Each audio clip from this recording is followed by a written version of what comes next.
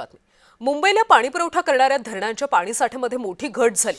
7ही धरणांमध्ये 10.35% इतकाच पाणीसाठा शिल्लक आहे. मुंबईमध्ये पाणी वापरण्यावर आता निर्बंध लागू करण्यात आले.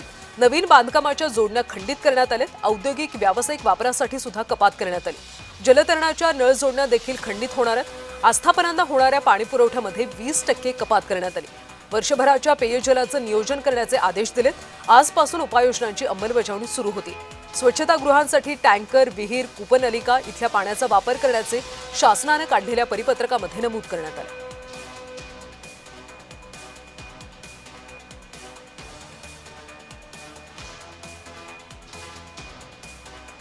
तर बीएमसीने आपल्या आदेशात काय म्हटले सविस्तर पाहूया.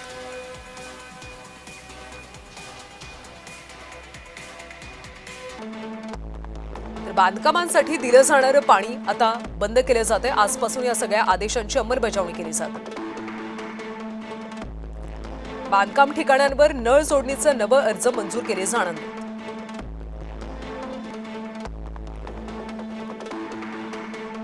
जलतरण तलावांना सुद्धा पाणी पुरवठा आता बंद केला जाणार.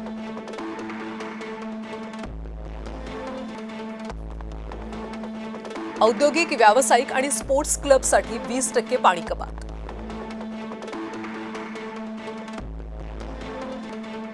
मिनरल वॉटर कारखान्यांना किमान पाणी पुरवठा, कर्मचाऱ्यांना पिण्याचं पाणी मिळावं म्हणून. विहिरी आणि बोरवेलचा अधिकाधिक वापर करावा.